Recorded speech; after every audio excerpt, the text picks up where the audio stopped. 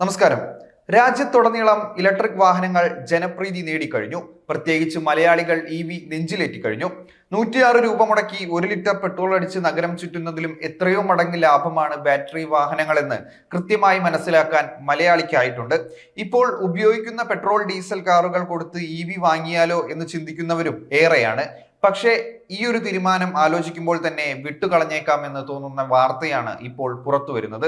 ചെലവ് ലാഭിക്കുന്നതിനായി ഇലക്ട്രിക് വാഹനം വാങ്ങാൻ പദ്ധതിയിടുന്ന കേരളത്തിലുള്ളവരെയെല്ലാം ഒരുപോലെ നിരാശപ്പെടുത്തും ഈ വാർത്ത കേട്ടാൽ.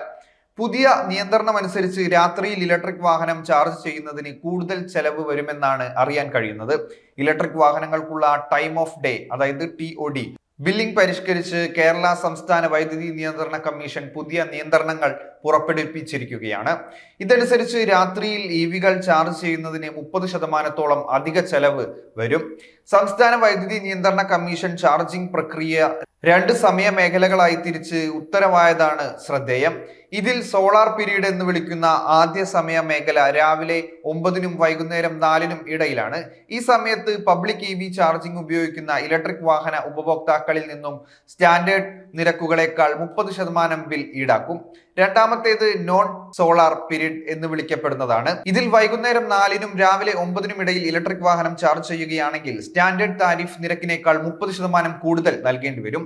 താരിഫ് മാറ്റങ്ങൾ ഹോം ചാർജുകൾക്കല്ല, മറിച്ച് ചാർജിംഗ് സ്റ്റേഷനുകൾക്കാണ് ബാധകം.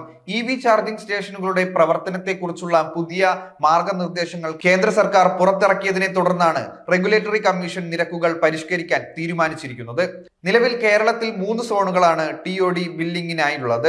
രാവിലെ 6 മുതൽ വൈകുന്നേരം 6 വരെയും, വൈകുന്നേരം 6 മുതൽ രാത്രി 10 വരെയും, രാത്രി 10 മുതൽ രാവിലെ 6 വരെയുമാണ് ഈ സമയക്രമം. ഇതാണ് സോളാർ പീരീഡും നോൺ സോളാർ പീരീഡുമായി പരിഷ്കരിച്ചിരിക്കുന്നത്.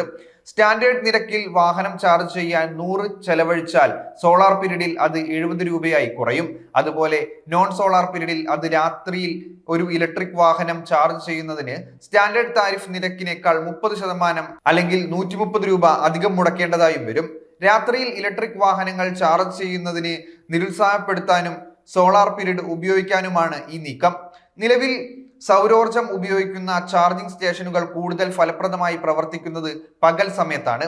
രാവിലെ 9-നും വൈകുന്നേരം 4-നും ഇടയിൽ പരമാവധി വൈദ്യുതി ഉൽപ്പാദിപ്പിക്കുന്നുണ്ടെന്നതാണ് കാരണം. വൈദ്യുതി ഉപയോഗിച്ചില്ലെങ്കിൽ വൈകുന്നേരം 4-നും രാവിലെ 9-നും ഇടയിൽ ഗ്രിഡിലേക്ക് വിതരണം ചെയ്യുന്ന വൈദ്യുതിയുടെ 53% മാത്രമേ നഷ്ടപ്പെടുകയുള്ളൂ. പകൽ സമയ ചാർജിംഗ് പ്രോത്സാഹിപ്പിക്കുക എന്നതാണ് ഈ നീക്കത്തിന്റെ ലക്ഷ്യം.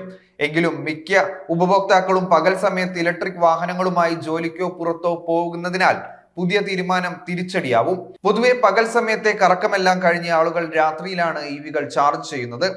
ഇത്തരക്കാർക്ക് ഇനിയുള്ള ദിവസങ്ങൾ വെല്ലുവിളി നിറഞ്ഞതായിരിക്കുമെന്നതിൽ സംശയമൊന്നും വേണ്ട.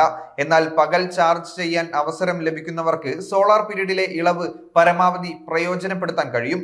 ഇത് അവരുടെ ഇലക്ട്രിക് വാഹനങ്ങളുടെ പ്രവർത്തന ചെലവ് കൂടുതൽ ലാഭമാക്കും.